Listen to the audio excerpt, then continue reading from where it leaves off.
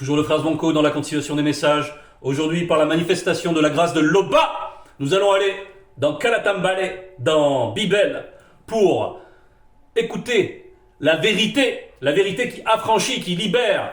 Bibel, qui fracasse les fausses doctrines, qui fait tomber aux oubliettes toutes ces Bibles frelatées, remplies d'erreurs, de contradictions, de mensonges, d'iniquité, d'injustice, d'impureté. Eh bien, Bibel balaye tout cela. Bibel vient, et c'est la bonne nouvelle. La bonne nouvelle, elle est forcément véridique, et donc exempte de fraude, de contradiction. N'est-ce pas? Donc, elle n'a rien à voir avec les livres des religions. Si ce n'est que les religieux se sont inspirés de Bibel, de certains rouleaux de Bibel, pour composer leur torchon. Ils ont maquillé les noms, ils ont voulu mettre en endormissement la conscience de l'homme noir. Et aujourd'hui, donc, nous allons aller dans Wonja. Wonja, c'est Ésaïe dans les Bibles falsifiées. Wonja, ça veut dire liberté. Liberté. Et c'était un Mutopeda Mundi. Donc, quand je dis c'était, c'est dans le visible, parce qu'il est toujours. Il est parmi les vivants, bien entendu. Prise de contact et vision du futur. Donc, ici, on prend contact, on est dans la prison. On est dans la prison. Quelque part, oui, puisque dans le visible, dans le visible, on ne peut pas être complètement libre. Mais, oui, on attend plus. Il y a beaucoup d'injustices qui se passent dans le visible. Et la fréquenter, la côtoyer, c'est toujours accablant, quelquefois. Mais on vient se ressourcer dans Bibel, on vient se ressourcer dans la prière, et le Verbe nous alimente. Et le Verbe nous alimente.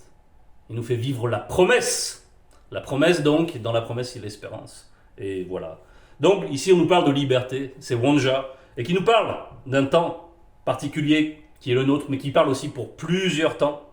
Donc, c'est pour ça que parfois, la prophétie est difficile d'accès. Et aujourd'hui, on va donc dans Wonja 14, le retour des exilés graciés. Le retour des exilés graciés. Bon, il y a donc eu un exil. Donc, pour le peuple noir, précisément, qu'est-ce que c'est l'exil? Il y a eu une diaspora. Les Noirs ont été captifs. Ils ont été emportés sur des bateaux, ils ont été emportés dans divers lieux, ils ont connu toutes sortes d'asservissements dans le visible par les Blancs et les sans-mêlés, n'est-ce pas? Et à travers cet asservissement, ils ont été disséminés partout aussi. Donc il y a eu une diaspora, et on nous parle du retour des exilés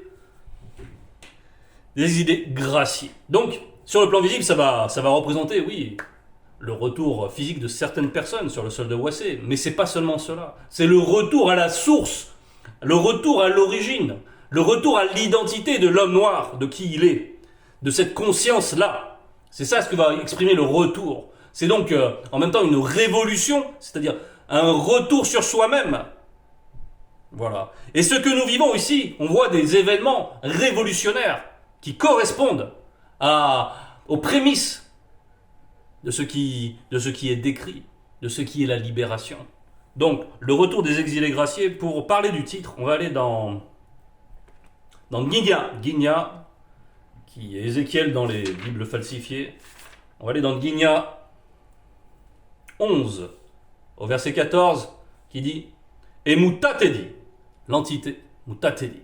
Donc, m'adressa la parole en ces mots. 2 points. Je rassemblerai spirituellement du milieu du continent les non-initiés des autres territoires, qui regrettent et qui souffrent d'être éloignés du verbe de Tété, mais qui n'ont point le pouvoir de sortir d'eux-mêmes de cette servitude. Donc c'est ça le retour des exilés graciés. C'est par l'effet de la grâce qu'ils retournent, qu'ils reviennent. Donc, verset 15, je leur donnerai un même cœur. Un même cœur. Ça c'est le fait qu'il y ait le même cœur, ça va être l'identité de tout un peuple. Un même cœur, et je mettrai en eux le pouvoir du mystère de la libération. Ça c'est... J'ôterai spirituellement de leur corps le cœur rempli de méchanceté, comme celui des blancs et des sans-mêlés, et je leur donnerai un cœur combatif, afin qu'ils suivent les ordonnances du verbe de Tété et qu'ils observent et pratiquent ces lois. Oui, parce que si le verbe n'intervient pas par la manifestation de la grâce, Personne ne peut se sanctifier de par sa propre volonté, encore moins en adhérant à des fausses doctrines, à des religions qui racontent des mensonges qui n'ont jamais aidé personne, qui font que l'Afrique reste endormie, parce qu'ils se conçoivent comme des Africains et non pas comme des Wasséens. Ils ne connaissent pas leur identité.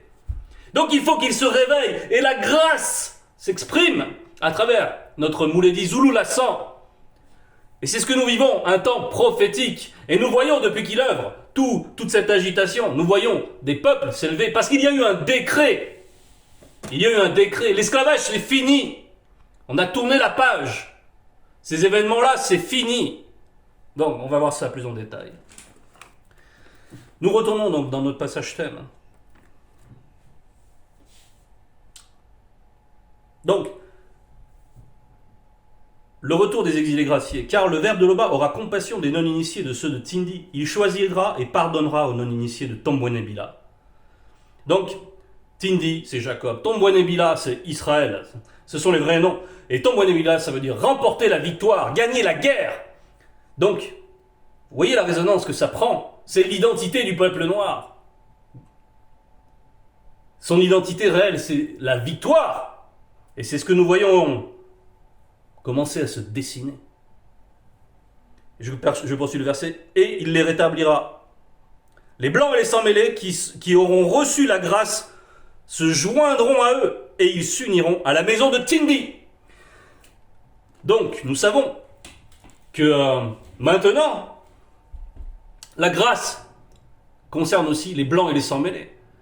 Pour tous ceux qui aiment la vérité et la justice, pour tous ces blancs et ces sans-mêlés dont je suis, par la manifestation de la grâce de l'Oba, que ça ne gêne en rien de dire, le noir, il est là premièrement, Si c'est juste la vérité, pourquoi tu préfères que ce soit un blanc? C'est toi qui as un problème, si t'es comme ça. Tu préfères que ce soit un Adam blanc, qui était le premier homme, dans ta tête, ça te posait aucun problème.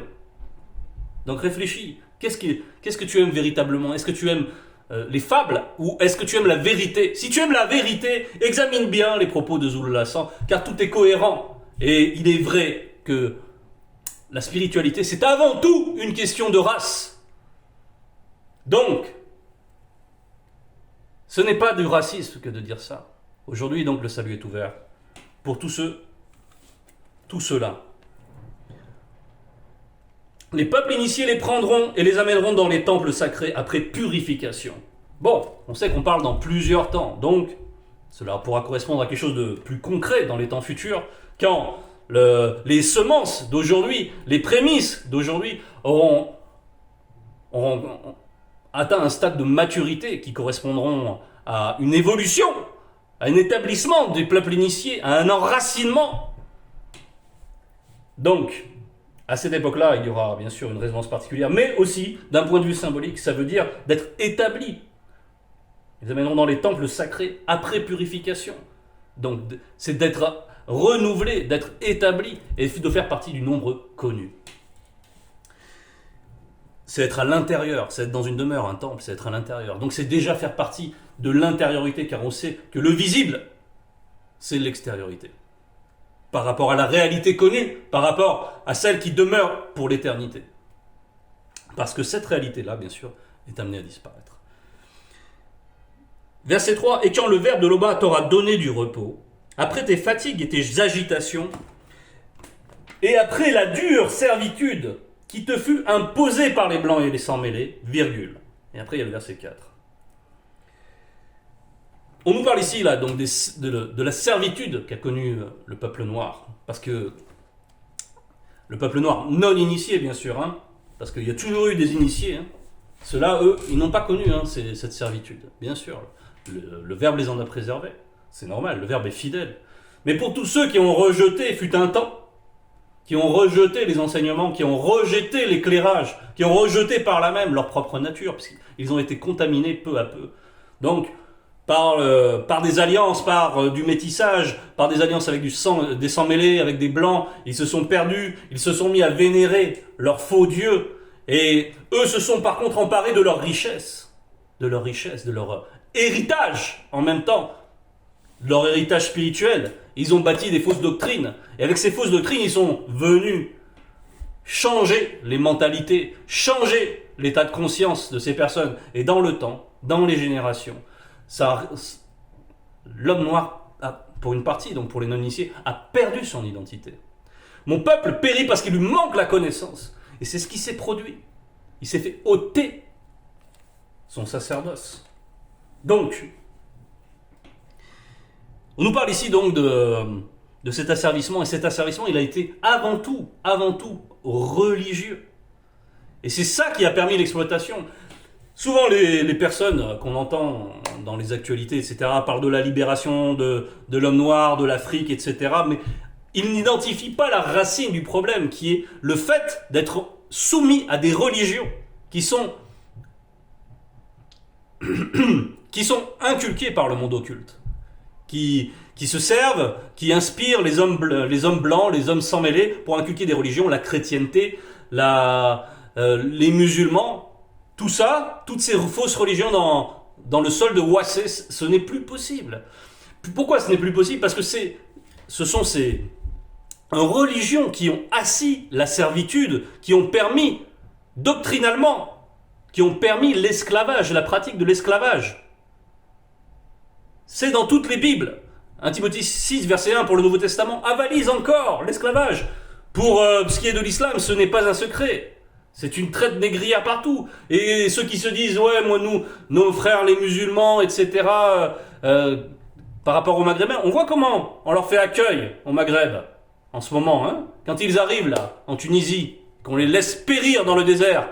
Ah, devant les caméras, ils vont leur verser une bouteille d'eau, alors qu'ils sont déjà assoiffés, ils vont leur verser une bouteille d'eau sur le front pour faire beau dans les caméras, puis quand les caméras elles sont parties, ils vont les laisser crever dans le désert. Comme des... Voilà comment les Blancs, les sans-mêlés, se représentent les choses. Pour eux, l'homme noir, c'est un sous-homme. On va voir ça. C'est Bibel qui le dit. Bibel aussi. Donc, c'est sensible, bien sûr. Il y a ces notions de race, ça peut éveiller la sensibilité, etc. Mais veuillez comprendre. Écoutez pour comprendre. Écoutez pas pour débattre sur des choses qui sont vaines. Nous, ce qui nous intéresse ici, c'est la vérité. Et donc, on va dans Miengue. Et dans Miengue de Tondo, qu'est-ce qu'il nous est dit? Chapitre 14, verset 4. Tous ceux qui commettent l'iniquité ont-ils perdu le sens? Les blancs et les sans-mêlés tuent les non-initiés du peuple originel. Ils les prennent pour la race inférieure. Ils n'invoquent point le verbe de l'Oba. Donc on voit la considération. Et quel que soit le prétexte religieux, oui, t'es mon frère dans la foi, mais quand il va s'agir de partage de richesse, là, t'es plus mon frère dans la foi. Hein. La terre, elle est à nous, et puis tu dégages. Voilà quelle est leur mentalité. Donc on voit bien que... et ils préfèrent les voir crever plutôt que de les voir arriver sur leur terre. Ces terres qu'ils ont prises par la force, et qu'il faudra restituer un jour. La prophétie est en marche. Mais pour l'heure, donc, voyons l'agitation qu'il y a, et nous voyons un balbutiement de ce qui va se produire. Donc, on va continuer dans cette mentalité des Blancs et des sans-mêlés. C'est alors que les Blancs et les sans-mêlés trembleront spirituellement, intellectuellement, mentalement et moralement d'épouvante à cause de leurs mensonges. Quand le deuxième fils paraîtra au milieu de la race juste. Le deuxième fils, c'est Zululassa, c'est le deuxième né de la création. Examinez sa doctrine, elle est pure. Et vous ne trouverez ni erreur, ni contradiction. Ses motifs sont purs. Il ne cherche pas à s'enrichir personnellement. Il ne cherche pas la richesse du visible. Qu'est-ce que ça va lui apporter? Il aurait pu s'il s'était inscrit dans ces religions-là qui émanent des Blancs et des sans-mêlés. Ces religions qui sont pleines de mensonges. Non, il les a dénoncées. Et il s'est fait des ennemis en nombre. Mais qui sont ces ennemis? En fait, non, ils ne sont personne pour Zululassa. Bref, on ne va pas trop rentrer là-dedans, mais comprenez que donc, maintenant, c'est depuis que Zululassa officie, depuis maintenant une dizaine d'années, que leurs mensonges doctrinaux deviennent tellement visibles, sauf pour certains qui veulent continuer à se voiler, pour les non-initiés rebelles qui écoutent et qui préfèrent continuer à dire oui, l'esclavage c'est la justice de Yahvé ou de Allah. L'esclavage, pour eux, c'est la justice. C'est ce qu'ils disent dans leur fort intérieur. Ils sont étrangers à ce qui est de la justice. Et par là même, ils sont étrangers aux choses de l'amour, aux choses de la spiritualité. Ils sont étrangers par rapport à Tété. Ils ne sont pas connus, quoique Tété connaisse tout. Ils ne sont pas connus. Il faut comprendre. Bref. On va retourner dans notre passage thème. Au verset 4. Alors tu prononceras ce chant contre les démons et contre le roi non initié de Djombella Mundi. Et tu diras, ouvrez les guillemets, et quoi? Le tyran n'est plus, l'oppression a cessé. Alors, on nous parle ici de Djombella Mundi. C'est une ville de Wassedjelou, donc dans laquelle la sorcellerie se pratiquait à très haut niveau, fut un temps. Donc, Djombella Mundi, ça veut dire la porte des esprits. La porte des esprits, mais c'est la porte des esprits du monde occulte. Donc, ça représente l'influence des Blancs et des sans-mêlés dans cette époque, Djombella Mundi. Et quand on parle du tyran, ça représente l'influence directement du jadis, c'est-à-dire du Muniba Bobé, c'est-à-dire de Satan.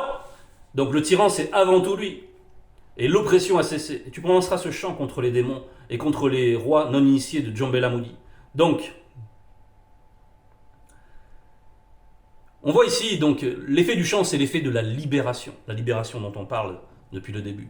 Et nous voyons comment, peu à peu, les choses tournent. Verset 5, Modiba Beko Kisedi a brisé spirituellement le bâton des méchants, la verge des dominateurs.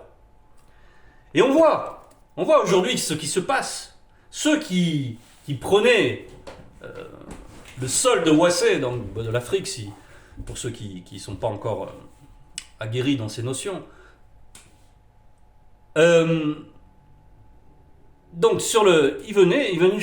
se servaient chez eux, ils pensaient que c'était leur grenier, c'était leur cave, ils allaient là-bas, ils pillaient tout, ils repartaient, et hop, le franc CFA, et hop, je mets mon armée, et si tu bouges, je t'assassine. Ceux qui connaissent les réseaux Foccart, ce qui a été mis en place par Charles de Gaulle, pour assassiner, pour espionner, pour fomenter des complots, pour tous ces dirigeants africains qui ont voulu s'émanciper, ont été laminés par ce système.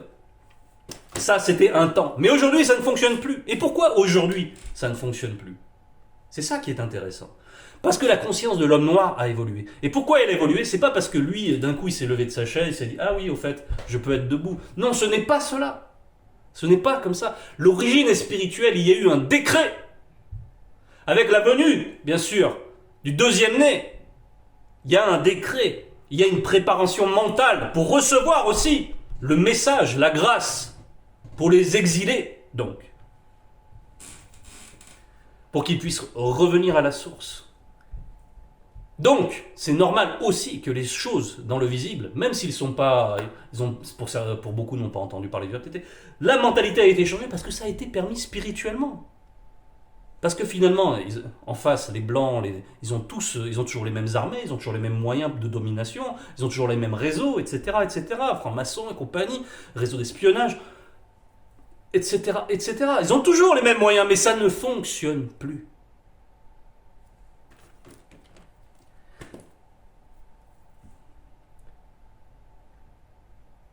Donc Muniba Beko Kisedi a brisé spirituellement le bâton des méchants, la verge des dominateurs. Celui qui, dans sa fureur, a frappé spirituellement avec ses guerriers, les peuples, par des coups sans relâche.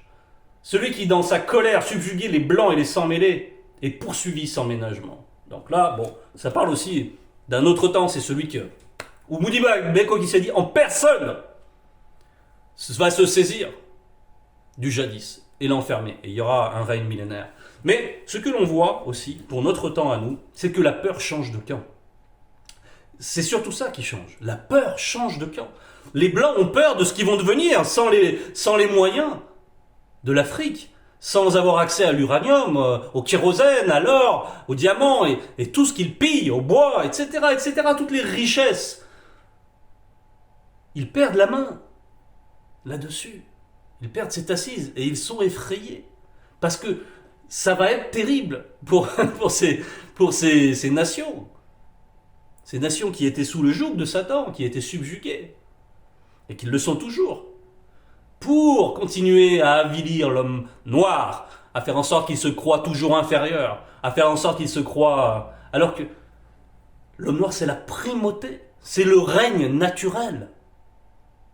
Donc là, ce qu'on voit, là, c'est juste le commencement de quelque chose. Mais ce qui va vraiment arriver, c'est que les initiés vont jouer un rôle très important par la suite. Parce que bien sûr, la crasse va les amener jusque dans le temple, on a vu, les temples des initiés. Donc ça veut dire qu'il va y avoir une complétude dans l'initiation pour les générations futures. Et ça va changer beaucoup de choses. Parce que, voilà, il y a l'onde de choc de Bibel, l'onde de choc du deuxième né de la création, Zulu-Lassa. Bref, vous aurez compris. Et donc la peur change de camp. On parle des guerriers, on nous parle des démons, etc. Les démons guerriers, ce qu'ils provoquent, c'est la terreur. La terreur. Avant, l'homme noir n'osait pas se rebiffer, parce qu'il y avait eu déjà des exemples. Donc ils n'osaient plus. Je ne vais pas prendre des exemples historiques, ce serait très long. On n'a pas que ça à faire, je pense que chacun a des exemples en mémoire. Verset 7. Tous ceux connus de la terre jouissent du repos et de la paix. On éclate en chant dans l'allégresse. Donc, bien sûr, on est heureux de voir les choses basculer. Mais attention, parce que le jadis n'a pas dit son dernier mot. Lui, ce qu'il voudrait, c'est qu'à l'issue de tout cela arrive une autre forme de domination, celle de la religion musulmane éventuellement, puisqu'il y a beaucoup de musulmans. Donc il a des fins spécifiques à travers ces événements. Lui aussi, il a des desseins. Il veut toujours tirer profit de chaque situation, bien entendu. Donc, c'est à nous aussi, nous, les non-initiés graciés, de faire connaître la bonne nouvelle. De prier, d'aller dans la prière, connaissant aussi l'impact de la prière. Parce que la foi du juste a un impact terrible. Et notre Mouledi nous enseigne cela, à agir. Donc bien sûr, faisons connaître la bonne nouvelle. Et de toute façon, c'est la manifestation de la volonté de l'Oba qui va s'accomplir. Verset 8, les cyprès même, les cèdres, se réjouissent de ta chute. Depuis que tu es tombé, personne ne monte pour nous abattre. Bon, les cyprès, les cèdres, ça représente aussi des entités. D'ailleurs, il y a des majuscules ici. Il y a le Guignard en parle aussi, mais je ne vais pas y aller. Ça va surtout représenter que ici, là, quelle que soit l'agitation aussi des temps, quel que soit, nous qui sommes non-initiés graciés, nous jouissons déjà de cette paix. Nous jouissons déjà de ces chants d'allégresse. Nous jouissons déjà des prémices donc de cette libération. Et nous sommes dans un processus qui va achever notre sanctification et par là même notre initiation. C'est ça la libération, premièrement. Et l'homme noir, dans son entièreté, le peuple noir, il ne pourra pas, quels que soient les événements, quelles que soient les guerres, etc., il ne pourra pas se relever sans être affranchi des fausses croyances. Donc, toi qui m'écoutes, la première chose à faire, c'est de s'affranchir de ces fausses croyances pour revenir dans la grâce, revenir aux origines, revenir à qui est Moto. Moto, l'homme premier, qui fut une entité, qui est une entité, qui s'est dépouillé pour venir dans le visible. Voilà ce qu'est Moto. Donc connaître ce lien, connaître qui est l'homme noir relativement spirituel, connaître son identité, et comprendre que l'homme noir est fait pour régner. Donc ça représente aussi cela, le fait qu'il ait dit « personne ne monte pour nous abattre ». Personne ne monte pour nous abattre. Bon, des entités, on ne pourra jamais les abattre. Mais on parle au nom du peuple, qui est lié à Moto, qui est lié aux entités. Et donc, personne ne pourra les abattre. Parce qu'ils sont sous la protection du Verbe de Tété. C'était le message. Toute gloire à l'Oba.